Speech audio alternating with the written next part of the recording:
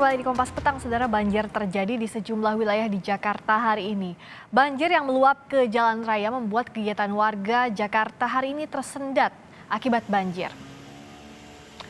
Di Jakarta Timur, luapan Kali Sunter membuat ruas Jalan Suprapto Suparno di permukiman Makassar banjir.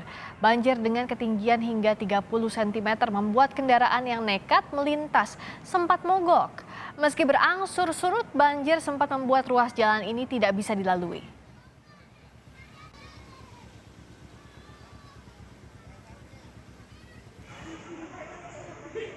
Sementara itu, Badan Meteorologi, Klimatologi, dan Geofisika memprediksi bahwa hujan lebat dengan angin kencang masih akan terjadi di sebagian Pulau Jawa hingga sepekan ke depan, terutama wilayah Jabodetabek. Warga diminta waspada terkait durasi panjang dan tingginya curah hujan yang berpotensi menyebabkan banjir.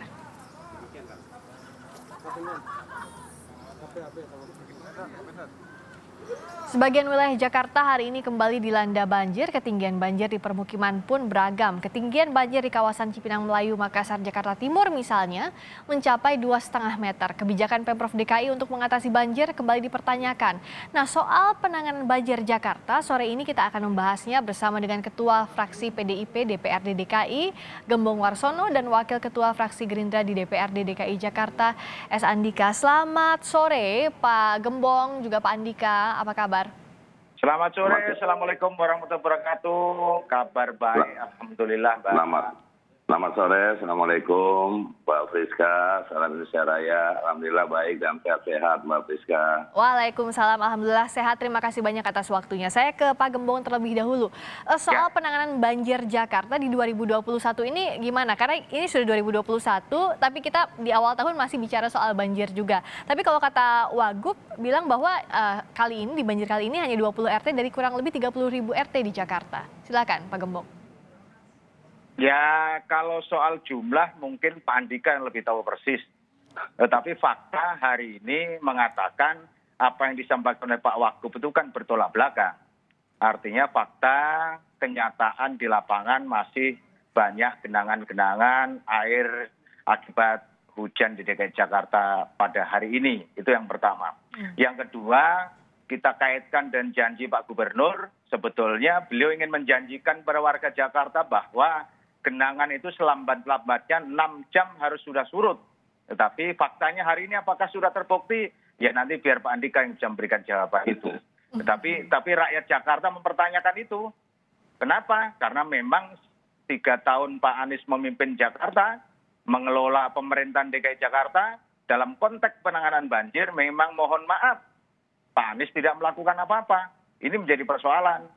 Dan yang menjadi andalan Pak Anies untuk pengentasan banjir ini kan selalu beliau katakan untuk membangun sumur-sumur resapan, drainase vertikal, karena sunatullahnya air dari atas harus dimasukkan dalam perut bumi. Cuman pertanyaannya adalah, piye cara memasukkan ke dalam perut bumi itu? Ini yang sampai hari ini mungkin Pak Andika belum menemukan jalan untuk bisa memasukkan itu. Barangkali itu, Mbak. Oke, monggo dijawab, silakan Pak Andika. Mas Gembong ini luar biasa.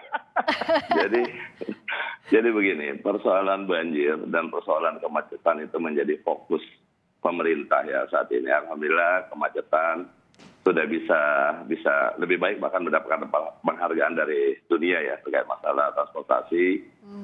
Terkait masalah banjir ini adalah masalah yang sangat-sangat klasik untuk kita semua. Tapi saya perlu luruskan dulu. Jadi tadi Mas Gembong sampaikan bahwa belum ada yang berjalan dengan baik. Padahal dalam satu tulisan Mas Gembong pernah mengatakan bahwa program terkait penanggulangan banjir di atas kertas yang disampaikan oleh Mas Anies ini sudah baik. Tetapi hanya di atas kertas saja. Yang dipertanyakan adalah implementasi atau pelaksanaannya. Bagaimana pelaksanaannya? Di sini saya garis bawahi terlebih dahulu bahwa diperlukan sinergi dan kolaborasi antara pemerintah Provinsi DKI Jakarta dengan pemerintah pusat, begitu juga dengan daerah-daerah penyangga. Dalam hari ini se-Jabodetabek. Terkait tadi masih terjadinya banjir, kalau saya melihat, yuk kita melihatnya jangan a priori, jangan tendensius. Banyak upaya-upaya yang sudah dilakukan sudah cukup baik, sudah cukup banyak. Di antaranya, misalnya apa? Bahwa waduk kita tahu Pondok Rangon, itu sudah dilakukan pengerukan waduk Pondok Rangon. Begitu juga dengan waduk Tui. Kemudian ini sudah dibuat juga sodetan yang sehingga beberapa waktu yang lalu terjadi hujan yang sangat deras, tetapi Cimer atau Cipinang Melayu ini masih belum banjir. Tetapi kita harus pahami bahwa curah hujan, bahkan sudah disampaikan oleh Lapan bahwa tanggal 19 dan tanggal 20, curah hujan sangat tinggi sekali. Bahkan saya di Bogor bolak-balik ke Jakarta ini terus hujan terus-menerus. Nah tentunya ini sekali lagi bahwa saya yakin gubernur tidak dapat menyelesaikan permasalahan ini sendiri. Hilang suaranya Pak Andika tadi di tengah-tengah. Nanti kita perbaiki lagi ya suara dari Pak Andika, komunikasinya. Saya ke Pak Gembong dulu. Tadi sudah dikatakan oleh Pak Andika, sudah kok dilakukan upayanya. Tadi ada pengerukan, sodetan, dan sebagainya. Pak Gembong.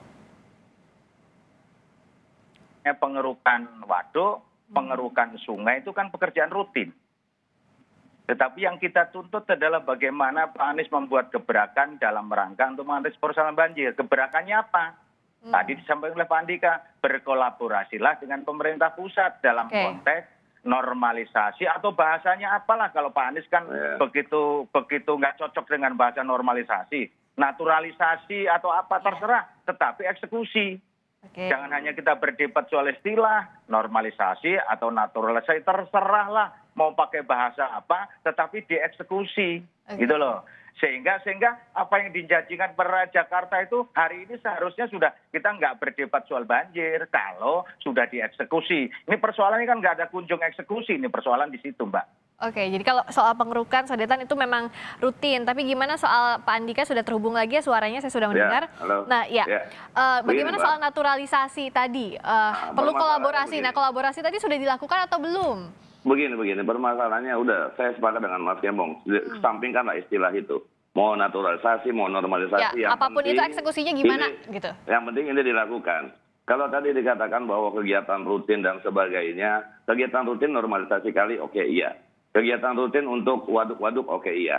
Tetapi daerah-daerah yang terdampak banjir, seperti daerah Cipinang Melayu, yang terhubung langsung dengan waduk Rangon, terhubung langsung dengan waduk Tiu tentunya, ini sudah dilakukan suatu proses pengerukan.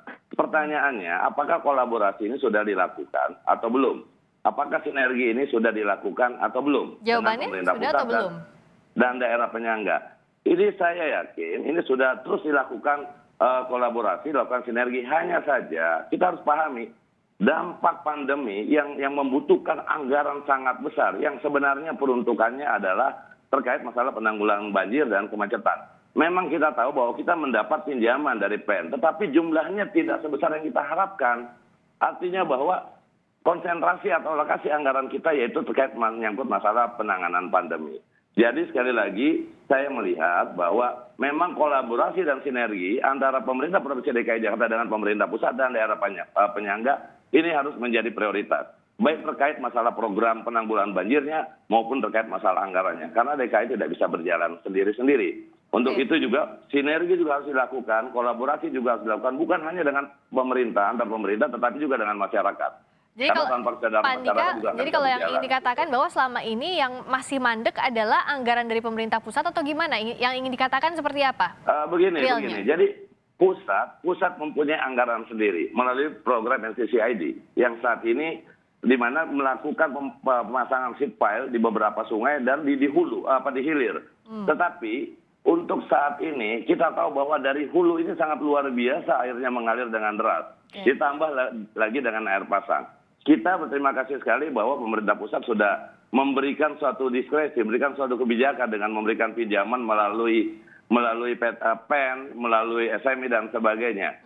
Tetapi kita melihat bahwa ini belum cukup. Permasalahan di Jakarta, permasalahan banjir menjadi tugas dan tanggung jawab kita semua secara bersama.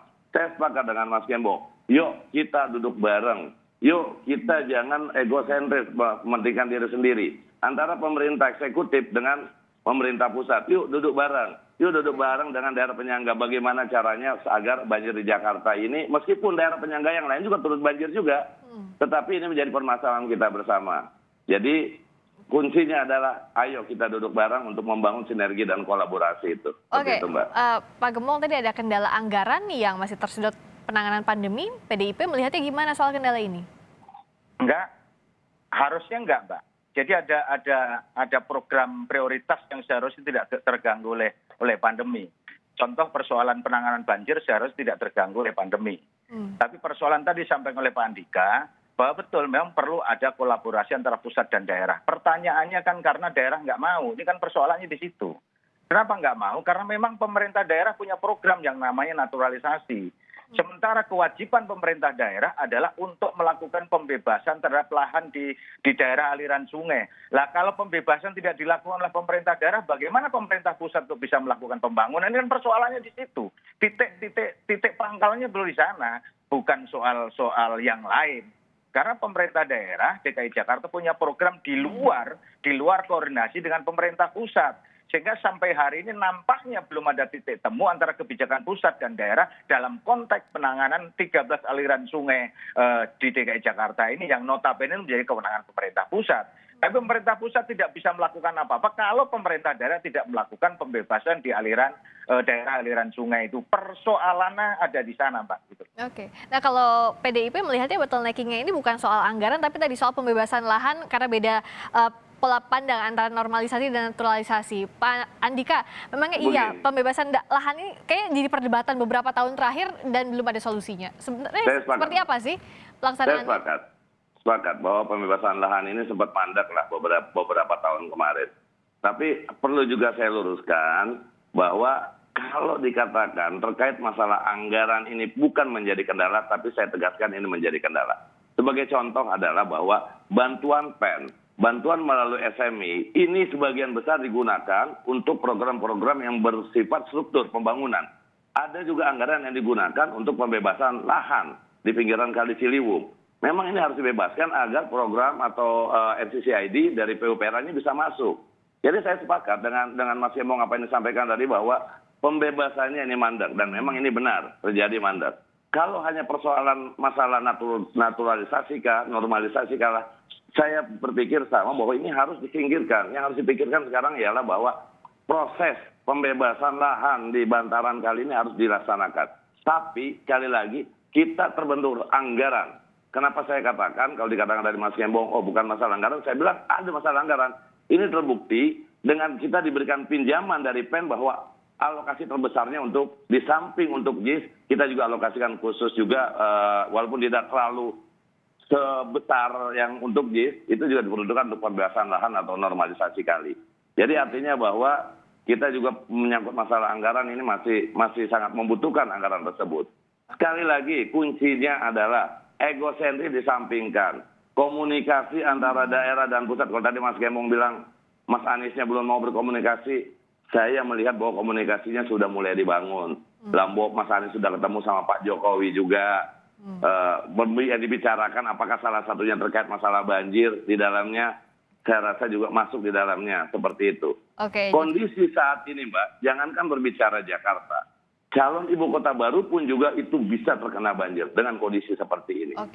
Jadi kita harus pahami itu. Gitu. Ya, harus ada sinergi. Nah, jadi kalau sekarang tuh apa solusinya? Karena kita tahu banjir juga masih terus terjadi di DKI Jakarta. Mau sampai kapan terus terjadi seperti ini? Kita dialog terus tiap awal tahun soal banjir yang masih menggenang di sejumlah titik DKI. Saya minta solusinya dari masing-masing, PDIP juga Gerindra. Saya ke Pak Gembong dulu. Kalau ditanya solusinya, satu-satunya solusi yang bisa mengatasi persoalan banjir secara permanen. Ya mau tidak mau, tugas Pak Anies sedang melakukan pembebasan, yaitu normalisasi atau naturalisasi apalah namanya. Artinya Pak Anies perlu melakukan penataan pemukiman di bantaran sungai-sungai itu. Sehingga sekali dayung dua pekerjaan selesai. Satu, pengentasan banjirnya bisa terselesaikan. Kedua, soal penataan pemukiman di daerah aliran sungai bisa terentaskan secara baik juga. Jadi saya pikir ini harus dilakukan oleh Pak Anies dalam rangka untuk menangani persoalan banjir. Jangan tersandra oleh janji kampanye. Ini kan persoalannya di situ sebetulnya. Pak Anies, kenapa sih Pak Anies enggan melakukan pembebasan atau penataan pemukiman di bantaran sungai? Karena Pak Anies termakan oleh janji bahwa Pak Anies selama memimpin Jakarta tidak melakukan tidak akan melakukan penggusuran. Ini kan persoalan di situ. Padahal penggusuran ke depan adalah bagaimana Pemprov melakukan penataan terhadap pemukiman di daerah aliran sungai untuk menaikkan harkat dan martabat warga DKI Jakarta yang tinggal di pemukiman itu, dinaikkan untuk menjadi lebih baik kehidupannya, rumah-rumahnya jauh lebih baik. Intinya ke sana sebetulnya yang harus kita kejar, Mbak. Gitu. Oke, baik Pak Gembong. Terakhir, Pak Andika? Begini Mbak, jadi memang penggusuran, kalau kalimat penggusuran, saya lebih condong dengan kata merelokasi. Jadi merelokasi penghuni yang duduk di bantaran kali tersebut, saya sepakat dengan kalimat itu. Tetapi yang harus kita pahami juga bahwa daerah-daerah yang sangat terdampak banjir ini, yaitu daerah-daerah selain di bantaran kali, yaitu daerah-daerah yang berada di Cembungan, Pak. Daerah Cembung, kita tahu bahwa penurunan permukaan air tanah ini sangat luar biasa. Sehingga regulasi penggunaan air tanah, di samping disampaikan tadi Mas Gembong, ini juga harus benar-benar ditegakkan. Law enforcement harus benar-benar dijaga. Kemudian hal-hal yang lain juga menurut saya bahwa bukan hanya berbicara bantaran kali, tetapi juga perlu dibuat yang namanya sumur-sumur resapan di daerah-daerah tertentu. Sekarang kita tahu Mbak bahwa kurang lebih ada 160 pompa yang sudah digerakkan, baik yang statis maupun yang portable. Tapi ternyata titik banjir lebih dari 200 titik banjir. Nah ini harus menjadi perhatian bahwa bukan hanya terkait masalah struktur, masalah konstruksi bantaran kali, normalisasi kali ataupun pengerukan untuk waduk dan sebagainya. Tetapi juga yang harus diperhatikan yaitu menyangkut masalah pompa-pompa ini. Karena dengan pompa yang maksimal ini hasilnya juga terjadi cepat surut. Jadi genangan-genangan air yang sekarang ada ini. Begitu Mbak. Penanganan banjir memang masih menjadi PR. Kita tunggu solusinya ke depan. Terima kasih atas waktunya Pak Gembong, juga Pak Andika. Terima kasih. Selamat sore, sehat selalu. Terima kasih. Selamat sore Mbak Priska. Salam sehat Mbak. Amin, terima kasih.